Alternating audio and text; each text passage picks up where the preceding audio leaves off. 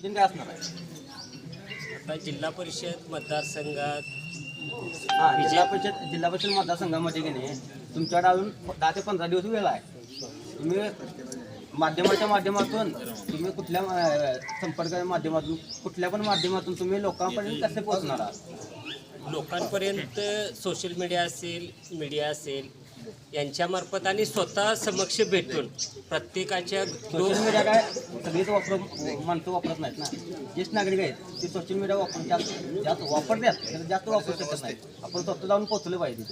प्रत्यक्षात door to door जाऊन प्रत्येक महिलेची प्रत्येक ज्येष्ठ नागरिकांची आम्ही समोर भेट घेऊन आमचा जो अजेंडा असेल तो त्यांच्यापर्यंत पोहोचवून त्यांना आम्ही मतदान करण्यासाठी प्रोत्साहन देणार आहेत आणि प्रोत्साहित करणार आहेत की शिवसेनेला मतदान करावं. आणि यासाठी करावं की ज्या विकासाचे मुद्दे कोणकोणते असतात? विकासाच्या मुद्द्यामध्ये ज्या आता योजना चालू झालेल्या आहेत, कोणत्या योजना? आता लाडकी बहीण योजना ज्यांनी चालू केली त्यांचा हात बळकट करण्याची हीच योग्य वेळ आहे का? एकनाथ शिंदे साहेबांनी ही योजना महिलांसाठी चालू केली आणि त्याच महिलांना आता एक आव्हान आहे आमचं या माध्यमातून की ज्या भावानं तुमच्यासाठी ही योजना चालू केलेली आहे त्या भावाचं हात बळकट करण्याचं किंवा एक छोटीशी परतफेड करण्याची एक त्यांना संधी मिळालेली आहे. या इलेक्शनच्या माध्यमातून ती एक संधी आहे. या मतदारसंघात सिग्नली मतदारसंघात विकास झाला आहे का? बघा, विकास हा दिसण्यापुरता आहे. म्हणजे बऱ्याच गोष्टी अशा आहेत की जी गोष्ट 5 लाखात होते ती 10 लाख 50 लाख बिलं दाखवून त्या केलेल्या आहेत. म्हणजे आता साखीगावची ग्रामपंचायत 67 लाखाची इमारत बांधलेली आहे, पण एक 20 लाखाचं बंगलं त्याच्यापेक्षा मोठं आहे, पण ती 67 लाखाची जी इमारत बांधलेली आहे आता ती म्हणजे 10 लाखाचं गरिबाचं घर आणि ती 67 लाखाची इमारत ती सेम आहे. म्हणजे विकास हा फक्त दाखवण्यासाठी झाला आणि कॉन्ट्रॅक्टदारांचा मात्र विकास खूप झालेला आहे.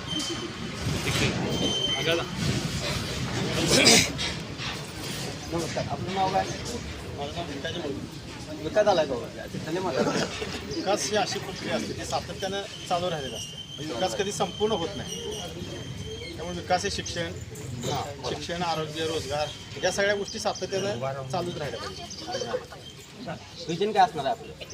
विजन सगळ्यात महत्त्वाचं म्हणजे कागल तालुक्यातली लोकशाही अडचणीत आली. आता तुम्ही जर नेत्यांची भाषणं ऐकली काय नेत्यांची, तर मग सामान्य माणसाला दाबायचं काम सुरू आहे आणि त्यामुळे लोकशाही जिवंत राहण्यासाठी ही सगळ्यात महत्त्वाची लढाई आहे. तुम्ही म्हटलं आता लोकशाही जिवंत राहण्यासाठी ही लढाई चालू आहे. या सिग्नली मतदारसंघात कोणकोणते मुद्दे घेऊन तुम्ही इलेक्शनसाठी सामोरे जातात? सगळ्यात महत्त्वाचा आहे शिक्षणाचा मुद्दा. शिक्षण, कारण ज्यावेळी जपानवर अनुभव पडले त्यावेळी त्यांनी स्वतःची 30% अर्थव्यवस्था बजेट शिक्षणावर खर्च केलं. आज तुम्ही बघितलं तर मराठी शाळेमध्ये शिक्षक नाही आहेत, सर्व खाजगी शाळांचं प्रमाण वाढायला हवं. आणि मग ज्याच्याकडे पैसे नाही मग त्या लोकांनी शिकायचं नाही काय?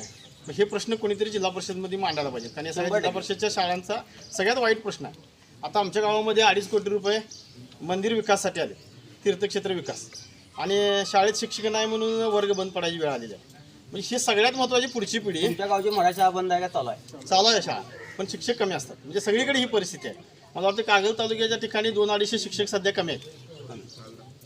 तुमचं म्हणणं आहे का? पण आणि कोणतं विकासाचं धोरण तुम्ही घेऊन आता या सिग्नली मतदारसंघात तुम्ही चालू करणार आहे? विकासाचं धोरण असं आहे, मग माध्यमातून तुम्ही सांगणार आहात जनतेला. अमोलनी सांगितलं त्याप्रमाणे की विकास चालू आहे पण पारदर्शक नाही. पारदर्शकता नाही आहे. लोकांना प्रश्न विचारायला बंद आहे किंवा एक कामाची डबल बिलं चालू आहेत. अशा बऱ्याच गोष्टी आहेत आणि वातावरण आमच्यासाठी अतिशय चांगलं आहे. म्हणजे जरी नेते जरी एक झाली तरी कागल आणि मुरगुड नगरपालिका वेगळा घटक आहे.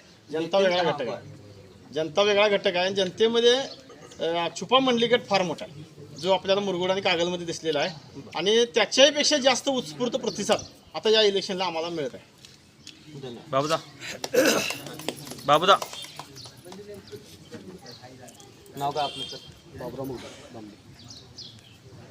काय अजेंडा घेऊन तुम्ही इलेक्शनमध्ये समोर जाता? अजेंडा एकच आहे की सर्वसामान्य जनतेला आणि ग्रामीण भागातील जनतेला, शहरापेक्षा ग्रामीण भागातील जनतेला फार मोठी गरज असते. ती लाईट, पाणी, वीज ह्याचीच गरज असते. आणि गटर्स, स्वच्छता, आरोग्य विभाग चांगला पाहिजे, हाच महत्त्वाचा आहे. काय डांबरी केले, कॉन्क्रीटीकरण केलं म्हणजे विकास नाही. जर माणसं जिवंत राहतील तरच तो खरा विकास. आणि जर माणसांना जे आरोग्य मिळत असेल, मग आरोग्य केंद्र गावातलं असेल, आपल्या मराठी शाळा असतील, ह्या टिकल्या पाहिजेत. सर्वसामान्य जी पोरं काय डी वाय पाटील किंवा अशा मोठ्या कॉलेजला जाऊ शकत आणि ती प्रत्येकाची ऐपत असते अशा का भाग नाही. पण ते हे ग्राउंड लेवलला राहिलं पाहिजे ग्रामीण भागात. आणि हे आता कुठेतरी मोडकळीत चालले अशी अवस्था आहे. आता आमच्या भिकाजीमधून सांगितल्याप्रमाणे मराठी शाळेची दुरावस्था आहे. आम्ही लोकवर्गणीतून मराठी शाळेची अनेक गोष्टी केल्या. लोकवर्गणीनं करायला काय विषय होतो तुमचा? अहो ते शासनाकडे निधीच मिळत नाही ना. जिल्हा परिषद पंचायत समितीकडनं निधी मिळू शकतो नाही, आता 10 वर्ष हेच होतं ना, प्रशासकच होतं ना. कोणाला विचारणार आम्ही? 5 वर्ष हा मुद्दा प्रशासन होता. 5 वर्ष प्रशासक होतं. प्रतिनिधी कोण आहे त्याला? त्याच्या कोणी अगोदरच्या ground level चा लोकांनी प्रतिनिधी लक्ष पाहिजे. दिलं नाही. आता त्याच्या जे अगोदर आमचे उमेदवार आहेत ते ग्राउंड लेवलचे आहेत, जे सर्वसामान्य माणसाला भेटणार, रस्त्यावर कामं होऊन जातील. पाचलकर साहेब असतील, कोमल असेल, ग्राउंड लेवलचे उमेदवार आहेत. आणि आमच्या प्रतिस्पर्धी आहेत ते हाय लेवलचे उमेदवार आहेत, वारसा हक्कानं आलेले उमेदवार आहेत. आणि हे कुठे थांबलं पाहिजे आणि सर्वसामान्याला न्याय मिळाला पाहिजे अशी माझी भूमिका आहे.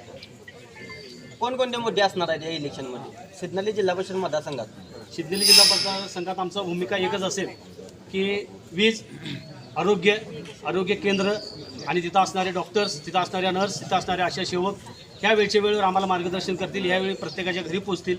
त्यांना लहान मुलांचे डोस असतील, मोठ्या मुलांचे काय इंजेक्शन असतील तर हे वेळेवर मिळावं.